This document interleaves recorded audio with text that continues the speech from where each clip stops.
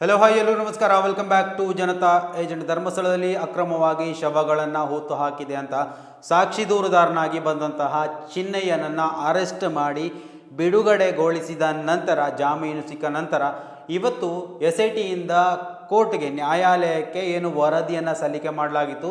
So ಈ ಒಂದು ವಿಚಾರದಲ್ಲಿ ಬೆಳವಣಿಗೆಗಳು ನಡೀತಾ ಇರುವಂಥದ್ದು. ಈ ಒಂದು ವಿಚಾರದ ಬಗ್ಗೆ ಕಪೋಕಲ್ಪಿತವಾದಂತಹ ಸುಳ್ಳು ಸುದ್ದಿಗಳನ್ನು ನ್ಯಾಷನಲ್ ಮೀಡಿಯಾಗಳು ಪ್ರಸಾರ ಮಾಡ್ತಾ ಇರುವುದು ದೊಡ್ಡ ದುರಂತಕ್ಕೆ ಕಾರಣ ಆಗ್ತಾ ಇರುತ್ತದೆ. ಈ ಒಂದು ವಿಚಾರದ ಬಗ್ಗೆ ಸ್ಪಷ್ಟೀಕರಣದೊಂದಿಗೆ ಕೆಲವೊಂದು ಮಾಧ್ಯಮಗಳು ಬಂದಿರುವಂಥದ್ದು.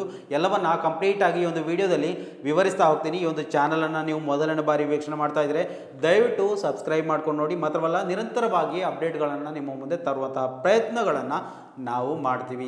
ಇನ್ನು ಧರ್ಮಸ್ಥಳ ಪ್ರಕರಣದಲ್ಲಿ ಎಲ್ಲ ಬೆಳವಣಿಗೆಗಳ ಬಗ್ಗೆ ಇಂಚು ಅಪ್ಡೇಟ್ಗಳನ್ನು ನಿಮ್ಮ ಮುಂದೆ ತಂದವರು ನಾವು. ಅದೇ ರೀತಿ ಎಲ್ಲ ಅಪ್ಡೇಟ್ಗಳನ್ನು ಜನರ ಮುಂದೆ ತರುವಂತಹ ಪ್ರಯತ್ನವನ್ನು ನೀವು ಮಾಡಬೇಕು. ಸಾಧ್ಯವಾದಷ್ಟು ಅಪ್ಡೇಟ್ಗಳ ಬಗ್ಗೆ ನಿಖರ ಮಾಹಿತಿಗಳನ್ನು ಸಿಕ್ಕಿದರೆ ಮಾತ್ರ ನಿಮ್ಮ ಮುಂದೆ ತರ್ತೇವೆ. ಸೊ ಅದರಿಂದ ಸಾಧ್ಯವಾದಷ್ಟು ಜನರಿಗೆ ಶೇರ್ ಮಾಡಿಕೊಂಡು ಈ ಒಂದು ವಿಡಿಯೋವನ್ನು ನೋಡ್ಕೊಳ್ಳಿ. ಧರ್ಮಸ್ಥಳ ಪ್ರಕರಣದಲ್ಲಿ ಏನು SITಯಿಂದ ಪ್ರಾಥಮಿಕ ವರದಿ ಅಂದರೆ ಈ ಒಂದು ಬುರುಡೆ ಅಂದರೆ ಗೊತ್ತಾಯ್ತಲ್ವ, ಚಿನ್ನಯ್ಯ ಮತ್ತು ಈ ಒಂದು ಸೌಜನ್ಯಪರ ಹೋರಾಟಗಾರರು ಸೇರಿಕೊಂಡು ಏನು ಬಂಗ್ಲೆಗುಡ್ಡದಿಂದ ವಿಠ್ಠಲ್ ಗೌಡ ಅವರ ಒಂದು ಏನು ಮಾಹಿತಿಯ ಪ್ರಕಾರ ಬುರುಡೆಯನ್ನು ತಗೊಂಡ್ಬಂದು ನ್ಯಾಯಾಧೀಶರ ಮುಂದೆ ಒಪ್ಪಿಸಿರುವಂಥದ್ದು. ಯಾವುದೇ ಕ್ರಿಮಿನಲ್ ಚಟುವಟಿಕೆ ಅಲ್ಲ, ಮೇ ಬಿ ಕಾನೂನು ಬಾಹಿರವಾಗಿ, ಕಾನೂನಿನ ಚೌಕಟ್ಟಿನಲ್ಲಿ ಇಲ್ಲದೆ ಮಾಡಿದಂತಹ ಕೆಲವೊಂದು ಕೃತ್ಯ ಆದ ಕಾರಣದಿಂದಾಗಿ ಒಬ್ವಿಯಸ್ಲಿ ಇವರ ಮೇಲೆ ಪ್ರಕರಣಗಳು ದಾಖಲಾಗುತ್ತೆ. ಚಿನ್ನಯ್ಯನನ್ನು ಅರೆಸ್ಟ್ ಮಾಡಲಾಗುತ್ತೆ. ಇವಾಗ ಜಾಮೀನು ಕೂಡ ಸಿಕ್ಕಿರುವಂಥದ್ದು. ಸೊ ಈ ಒಂದು ಬುರುಡೆ ಪ್ರಕರಣದ ಇವತ್ತು ತನಿಖೆ ನಡೆದಿರುವುದು. ಬರೀ ಈ ಒಂದು ಬುರುಡೆ ಎಲ್ಲಿಂದ ಬಂತು, ಯಾರು ತಂದರು, ಯಾರೆಲ್ಲ ಇದರಲ್ಲಿ ಇನ್ವಾಲ್ವ್ ಆಗಿದ್ದಾರೆ, ಈ ಒಂದು ವಿಚಾರದ ಬಗ್ಗೆ ಆಗಿತ್ತು ತನಿಖೆ ನಡೆದಿರುವಂಥದ್ದು. ಸೊ ಆ ಒಂದು ತನಿಖೆಯ ಪ್ರಾಥಮಿಕ ವರದಿಯನ್ನು ನ್ಯಾಯಾಲಯಕ್ಕೆ ಸಲ್ಲಿಸಿತ್ತು. ಸೊ ಇದು ಯಾವುದೇ ಮಾಧ್ಯಮಗಳಿಗೆ ಸಿಗೋ ಚಾನ್ಸಸ್ ಇಲ್ಲ, ಅಥವಾ ಗೃಹ ಸಚಿವಾಲಯಕ್ಕೆ ಕೂಡ ಇದುವರೆಗೂ ತಲುಪಿಲ್ಲ ಅನ್ನುವಂತಹ ಮಾಹಿತಿ ಕೂಡ ಇರುವಂಥದ್ದು. ಇನ್ನು ಈ ಒಂದು ಏನು ಬೆಳಗಾವಿ ಅಧಿವೇಶನದಲ್ಲಿ ಇದರ ಬಗ್ಗೆ ಚರ್ಚೆಗಳು ಆರಂಭವಾಗುತ್ತೆ ಎನ್ನುವಷ್ಟರ ಮಟ್ಟಿಗೆ ತಲುಪಿದಾಗ ಮಾಧ್ಯಮಗಳು ಒಬ್ಬೊಬ್ಬರಾಗಿ 6 ಜನ ಆರೋಪಿಗಳ ಹೆಸರನ್ನು ಬಿಡುಗಡೆಗೊಳಿಸಿದರು. ಇದು SITಯ ವರದಿಯಲ್ಲಿ ಇದೆ, ಚಾರ್ಜ್ ಶೀಟ್ ಅಂದರು. ಆಮೇಲೆ ಇವೆಲ್ಲವನ್ನ ಕೂಡ ಒಂದು ರೀತಿಯಲ್ಲಿ ಇದು ನಿರಾಧಾರಿತವಾದಂತಹ ವರದಿ ಅಂತ ಹಲವು ಪ್ರಮುಖ ವಕೀಲರು ಇರ್ಬೋದು, ಬಾಲನ್ ಅವರಂತಹ ವಕೀಲರು ಈ ಒಂದು ವಿಚಾರದ ಬಗ್ಗೆ ಸ್ಪಷ್ಟೀಕರಣವನ್ನು ನೀಡಿ ಹೊರಗಡೆ ಬಂದಿದ್ದರು. ಗಿರೀಶ್ ಮಠಣ್ಣ ಅವರು ಕೂಡ ನಿನ್ನೆ ಈ ಒಂದು ಪ್ರಕರಣದಲ್ಲಿ ಲೈವಲ್ಲಿ ಸ್ಪಷ್ಟೀಕರಣವನ್ನು ಕೊಟ್ಟಿದ್ದರು, ಇದು ಏನು ಎತ್ತ ಅನ್ನೋದರ ಬಗ್ಗೆ.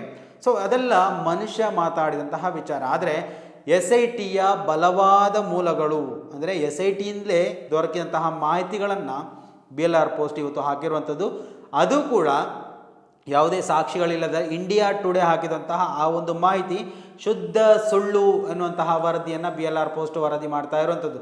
ಸೊ ಈ ಒಂದು ವಿಚಾರಕ್ಕೆ ಸಂಬಂಧಪಟ್ಟಂತಹ ಆ ಒಂದು ಮಾಹಿತಿಯನ್ನು ಕಂಪ್ಲೀಟಾಗಿ ತಿಳ್ಕೊಂಡು ಬರೋಣ. ಮೊದಲು ಇಂಡಿಯಾ ಟುಡೇ ನಕಲಿ ಸುದ್ದಿಗಳನ್ನು ಹರಡ್ತಾ ಇದೆ. ಧರ್ಮಸ್ಥಳ ಪ್ರಕರಣದಲ್ಲಿ SIT ನ್ಯಾಯಾಲಯಕ್ಕೆ ಪ್ರಾಥಮಿಕ ವರದಿಯನ್ನು ಸಲ್ಲಿಸಿಯೇ ಇಲ್ಲ.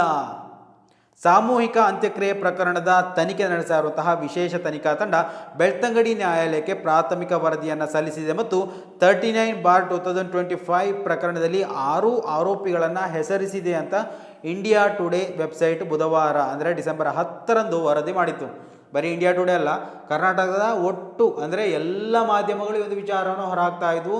ಅಂದರೆ ಏನು ಸುವರ್ಣ ಚಾನೆಲ್ ಇರ್ಬೋದು, ಆರ್ ಕನ್ನಡ ಇರ್ಬೋದು, ಇನ್ನಿತರ ಅದರಲ್ಲಿ ನ್ಯೂಸ್ 18 ಮಾತ್ರ, ನ್ಯೂಸ್ 18 ಆಮೇಲೆ ನ್ಯೂಸ್ 5 ಆ ಥರ ಏನೋ ಒಂದೆರಡು ಚಾನೆಲ್ಗಳು ಇದು ಪ್ರಾಥಮಿಕ ವರದಿ ಅಂತ ಹೇಳ್ತಾ ಇದ್ವು. ಆದರೆ ಪ್ರಾಥಮಿಕ ವರದಿಯನ್ನು ಸಂಪೂರ್ಣವಾಗಿ ಸಲ್ಲಿಸಿಲ್ಲ ಅಂತ ನ್ಯಾಯಾಲಯ ಕೂಡ ಖುದ್ದಾಗಿ ಹೇಳಿರುವಂಥದ್ದು. ಅಂದರೆ ಈ ವರದಿ ಅಪೂರ್ಣವಾದದ್ದು, ಪೂರ್ಣವಾದಂತಹ ವರದಿ ಇಲ್ಲ ಎನ್ನುವುದರ ಬಗ್ಗೆ ಮಾಹಿತಿ ಹೊರಗಡೆ ಬಂದಿರುವಂಥದ್ದು. ಆದಾಗ್ಯೂ BLRpost.comಗೆ ಮಾತನಾಡಿದಂತಹ ಹಿರಿಯ SIT ಮೂಲ, ಅಂದರೆ BLR ಪೋಸ್ಟ್ ಹೇಳ್ತಾ ಇರುವಂಥದ್ದು ನಾನಲ್ಲ, ಹಿರಿಯ SIT ಮೂಲ ಅಂದರೆ ಈ ಒಂದು SIT ಅಧಿಕಾರಿಗಳಲ್ಲಿ 4 ಜನ ವ್ಯಕ್ತಿಗಳೇನಿದ್ದಾರೆ IPS ಅಧಿಕಾರಿಗಳು, ಅದರಲ್ಲಿ ಯಾರಾದರೂ ಒಬ್ಬರು ಆಗಿರ್ಬೋದು.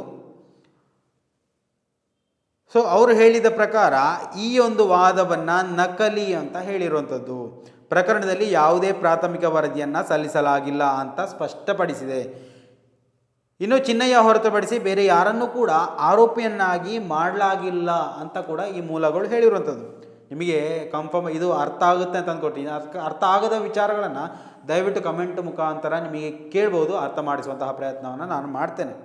ಧರ್ಮಸ್ಥಳದಲ್ಲಿ ನಡೆದ ಸಾಮೂಹಿಕ ಅಂತ್ಯಕ್ರಿಯೆ ಘಟನೆಯ ತನಿಖೆ ನಡೆಸ್ತಾ ಇರುವಂತಹ SIT ಬೆಳ್ತಂಗಡಿ ನ್ಯಾಯಾಲಯಕ್ಕೆ ಪ್ರಾಥಮಿಕ ವರದಿಯನ್ನು ಸಲ್ಲಿಸಿದ್ದು, ಪ್ರಕರಣವು ಧರ್ಮಸ್ಥಳ ವಿರೋಧಿ ಹೋರಾಟಗಾರರು ರೂಪಿಸಿದ ಕಪೋಕಲ್ಪಿತ ಪಿತೂರಿ ಅಂತ ಘೋಷಿಸಿದೆ ಅಂತ ಇಂಡಿಯಾ ಟುಡೇ ವರದಿ ಮಾಡಿರುವಂಥದ್ದು.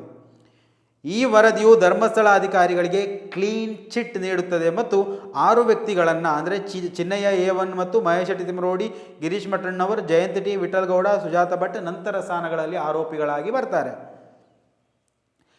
ಇದನ್ನು ಇಂಡಿಯಾ ಟುಡೇಯ ಇನ್ಪುಟ್ ಉಪಸಂಪಾದಕಿ ಸಗೈ ರಾಜ್ ವರದಿ ಮಾಡಿದ್ದಾರೆ ಮತ್ತು ಸಹಾಯಕ ನಿರ್ಮಾಪಕಿ ದೀಪ್ತಿ ರಾವ್ ವೆಬ್ಸೈಟ್ಗಳಿಗಾಗಿ ಬರೆದಿರುವಂಥದ್ದು. ಇದು ಪ್ರಕಟವಾದ ನಂತರ ಹಲವಾರು ಇತರ ಕನ್ನಡ ದೂರದರ್ಶನ ಸುದ್ದಿವಾಹಿನಿಗಳು ಇಂಡಿಯಾ ಟುಡೇ ವರದಿಯ ಸತ್ಯಾಸತ್ಯತೆಯನ್ನು ಪರಿಶೀಲಿಸದೆ ಅದೇ ನಕಲಿ ಸುದ್ದಿಯನ್ನು ಪ್ರಕಟಿಸಿದ್ದವು. ಅಂದರೆ ಇಂಡಿಯಾ ಟುಡೇ ಹಾಕಿದಂತಹ ವರದಿಯನ್ನು ಆಧಾರವಾಗಿಟ್ಟುಕೊಂಡು ಕನ್ನಡದ ಮಾಧ್ಯಮಗಳು ಒಂದರ ಹಿಂದೆ ಒಂದರಂತೆ ಈ ಒಂದು ವರದಿಯನ್ನು ಬಿತ್ತರಿಸಿದ್ವು. ನ್ಯಾಯಾಲಯದ ಮುಂದೆ ಸಲ್ಲಿಸಲಾದ ಏಕೈಕ ದಾಖಲೆ ಭಾರತೀಯ ನಾಗರಿಕ ಸುರಕ್ಷಾ ಸಂಹಿತೆ BNSS ಸೆಕ್ಷನ್ 2015 ಅಡಿಯಲ್ಲಿ ದೂರು ವರದಿಯಾಗಿದೆ ಅಂತ SIT ಮೂಲಗಳು ಒತ್ತಿ ಹೇಳಿರುವಂಥದ್ದು. ಇದನ್ನು ನವೆಂಬರ್ 20ರಂದು ಸಲ್ಲಿಸಲಾಗಿದೆ. ವರದಿಯಲ್ಲಿ 6 ವ್ಯಕ್ತಿಗಳ ಹೆಸರಿದೆ, ಆದಾಗ್ಯೂ ಚಿನ್ನಯ್ಯ ಮಾತ್ರ ಆರೋಪಿ. ಇಂಡಿಯಾ ಟುಡೇ ವರದಿ ಸಂಪೂರ್ಣವಾಗಿ ತಪ್ಪಾಗಿದೆ ಮತ್ತು ವರದಿಗಾರ ಮತ್ತು ಸಂಪಾದಕರು ಅದನ್ನು ಪ್ರಕಟಿಸುವ ಮೊದಲು ಯಾವುದೇ ಪರಿಶೀಲನೆಯನ್ನು ಮಾಡಿಲ್ಲ ಅಂತ ಮೂಲಗಳು ತಿಳಿಸಿರುವಂಥದ್ದು. ಸುಳ್ಳು ಸಾಕ್ಷ್ಯ ಮತ್ತು ನಕಲಿ ದಾಖಲೆಗಳನ್ನು ರಚಿಸಿದ ಆರೋಪಿಗಳೊಂದಿಗೆ ಅವರ ಭಾಗವಹಿಸುವಿಕೆ ಮತ್ತು ಸಂಪರ್ಕಕ್ಕಾಗಿ ಈ 5ರನ್ನು ಹೆಸರಿಸಲಾಗಿದೆ ಅಂತ ಮೂಲಗಳು ತಿಳಿಸಿರುವಂಥದ್ದು. ಅಂದರೆ ಆ ಒಂದು ವರದಿಯಲ್ಲಿ 5ರ ಹೆಸರಿದೆ. ಅದು ಯಾಕೆ ಆರೋಪಿಗಳಾಗಿ ಅಲ್ಲ, ಆರೋಪಿಯಾಗಿ ಒಬ್ಬನೇ ಇರುವಂಥದ್ದು ಚಿನ್ನಯ್ಯ. ಇವರನ್ನು ಆರೋಪಿ ಮಾಡೋದಕ್ಕೆ ಸದ್ಯಕ್ಕೆ ಬರೋದಿಲ್ಲ ಎನ್ನುವಂತಹ ವಿಚಾರಗಳನ್ನು ಎಸ್ ಬಾಲನ್ ಅವರು ಸ್ಪಷ್ಟವಾಗಿ ಹೇಳಿಕೆಯಲ್ಲಿ ಹೇಳಿದರು. ಆದಾಗ್ಯೂ ಕೂಡ ಇವತ್ತು BLR ಪೋಸ್ಟನ್ನು ನಿಮ್ಮ ಒಂದು ತರೋದು ಯಾಕಂತ ಹೇಳಿದರೆ ಒಂದು ರೀತಿಯಲ್ಲಿ ಸಂಶಯಗಳು ನಿವಾರಣೆ ಆಗಬೇಕು. ಇನ್ನು ದೂರಿನಲ್ಲಿ ಹೆಸರಿಸಲಾದಂತಹ ಹೋರಾಟಗಾರರನ್ನು ಬಂಧಿಸಲು SIT ಯಾವುದೇ ಅನುಮತಿಯನ್ನು ಕೇಳಿಲ್ಲ ಮತ್ತು ವರದಿಯನ್ನು ಪರಿಗಣಿಸುವುದು ನ್ಯಾಯಾಲಯಕ್ಕೆ ಬಿಟ್ಟದ್ದು ಅಂತ ಮೂಲಗಳು ತಿಳಿಸಿರುವಂಥದ್ದು. ಜುಲೈ 3ರಂದು ದಾಖಲಾಗಿರುವ ಚಿನ್ನಯ್ಯ ಅವರ ದೂರಿನ ತನಿಖೆಯನ್ನು SIT ಪೂರ್ಣಗೊಳಿಸಿದೆ. ದೂರು ವರದಿಯು ಚಿನ್ನಯ್ಯ ಅವರ ದೂರಿನ ಮೇರೆಗೆ ಮಾತ್ರ ಮತ್ತು ಧರ್ಮಸ್ಥಳ ಅಧಿಕಾರಿಗಳಿಗೆ ಯಾವುದೇ ಕ್ಲೀನ್ ಚಿಟ್ ನೀಡಲಾಗಿಲ್ಲ. ಅಂದರೆ ಧರ್ಮಸ್ಥಳದವರಿಗೆ ಕ್ಲೀನ್ ಚಿಟ್ ನೀಡೋದಾಗಲಿ ನೋಟಿಸ್ ನೀಡೋದಾಗಲಿ ಮಾಡಲಿಲ್ಲ. ಈ ಒಂದು ವರದಿ ಬರೀ ಚಿನ್ನಯ್ಯನನ್ನು ಆಧಾರವಾಗಿಟ್ಟುಕೊಂಡು ನಡೆಸಿದಂತಹ ತನಿಖೆಯದ್ದು ಮಾತ್ರ. ಇದುವರೆಗೂ ಚಿನ್ನಯ್ಯನನ್ನು ಯಾವ ರೀತಿಯಲ್ಲಿ ಅಂದರೆ ಬೋರ್ಡ್ ತಂದಂತಹ ವಿಚಾರ ನಾನು ಮೊದಲೇ ಹೇಳಿದೆ, ಈ ಒಂದು ವಿಚಾರದಲ್ಲಿ ಮಾತ್ರ ಇವತ್ತು ತನಿಖೆ ನಡೆದಿರುವಂಥದ್ದು. ಸೊ ಅದನ್ನು SIT ಮೂಲಗಳು ಬಲವಾಗಿ ಒಪ್ಪಿಕೊಂಡಿರುವಂಥದ್ದು.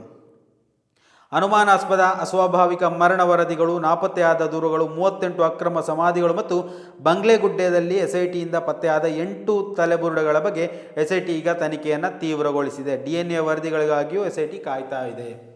ಸೊ ಅಲ್ಲಿ ಏನೆಲ್ಲ ಪಳೆಯುಳಿಕೆಗಳು, ಅಸ್ಥಿಪಂಜರಗಳು ಸಿಕ್ಕಿದ್ವು ಅಥವಾ 38 ಅಸಾಧಾರಣ ಸಾವುಗಳ ವಿಚಾರ ಇರ್ಬೋದು. ಸೊ ಟೋಟಲಿ ಒಂದು 74-76 ಶವಗಳನ್ನು ತುರಾತುರಿಯಲ್ಲಿ ಮರಣೋತ್ತರ ಪರೀಕ್ಷೆ ಕೂಡ ಮಾಡದೆ ಸಂಸ್ಕಾರ ಮಾಡಲಾಗಿದೆ, ಶವ ಸಂಸ್ಕಾರ ಮಾಡಲಾಗಿದೆ ಅನ್ನುವಂತಹ ದೊಡ್ಡ ಆರೋಪಗಳು ಮೊನ್ನೆ ಕೇಳಿ ಬರ್ತಾ ಇದ್ವು. ಇದಕ್ಕೆ ಪೂರಕವಾದಂತಹ ಮಾಹಿತಿಗಳನ್ನು ಕೂಡ SIT ಕಲೆ ಹಾಕಿತು. ಸೊ ಇವೆಲ್ಲ ಬೆಳವಣಿಗೆಗಳು ತನಿಖೆಯಲ್ಲಿ ಇರುವಾಗಲೇ ಇಂತಹ ಒಂದು ಬೆಳವಣಿಗೆಗಳು ಷಡ್ಯಂತ್ರದ ರೀತಿಯಲ್ಲಿ ಹೊರಗಡೆ ಬಿಟ್ಟಿರುವಂಥದ್ದು. ಅದು ಕೂಡ ಆ ಒಂದು ವರದಿಯನ್ನು ಆಧಾರವಾಗಿ ಇಟ್ಕೊಂಡು ಧರ್ಮಸ್ಥಳ ಮೂಲಗಳಿಂದ ಕೆಲವೊಂದು ಬೆಳವಣಿಗೆಗಳು ನಡೆದಿತ್ತು. ಬಹಳಷ್ಟು ಖುಷಿಯ ವಿಚಾರ, ಆರೋಪಿಗಳನ್ನು ಬಂಧಿಸಲಾಗಿದೆ ಅನ್ನುವಂತಹ ಹೇಳಿಕೆಗಳು ಬಂದಿರುವಂಥದ್ದು. ಇವೆಲ್ಲವೂ ಒಂದು ರೀತಿಯಲ್ಲಿ ನಿರಾಶೆಯನ್ನು ತೋರ್ಪಡಿಸುವಂಥದ್ದು ಅಂತ ಹೋರಾಟಗಾರರು ಇವತ್ತು ಹೇಳ್ತಾ ಇರುವಂಥದ್ದು. ನೆನೆ ಗಿರೀಶ್ ಮಠಣ್ಣವರು ಲೈವ್ನಲ್ಲಿ ಸಂಪೂರ್ಣವಾಗಿ ಇದರ ಬಗ್ಗೆ ಕೂಡ ಮಾತಾಡಿದ್ದಾರೆ.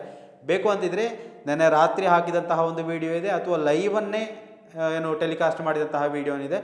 ಎರಡನ್ನು ನೋಡ್ಬೋದು, ಎರಡು ಒಂದೇ ವಿಡಿಯೋಗಳು. ಸೊ ಈ ಒಂದು ವಿಚಾರದಲ್ಲಿ ಹೆಚ್ಚಿನ ಮಾಹಿತಿಗಳು ಅಲ್ಲೂ ಕೂಡ ನಿಮಗೆ ಲಭ್ಯ ಆಗಲಿಕ್ಕಿದೆ. ಸ್ನೇಹಿತರೆ, ದಯವಿಟ್ಟು ಈ ಒಂದು ವಿಚಾರದಲ್ಲಿ ನಿಮ್ಮ ಅಭಿಪ್ರಾಯಗಳನ್ನು ಕೂಡ ಕಮೆಂಟ್ ಮಾಡಿ. ಮುಂದಿನ ಮಾಹಿತಿಯೊಂದಿಗೆ ಮತ್ತೆ ಭೇಟಿಯಾಗೋಣ. ಅಲ್ಲಿವರೆಗೂ ನಮಸ್ಕಾರ.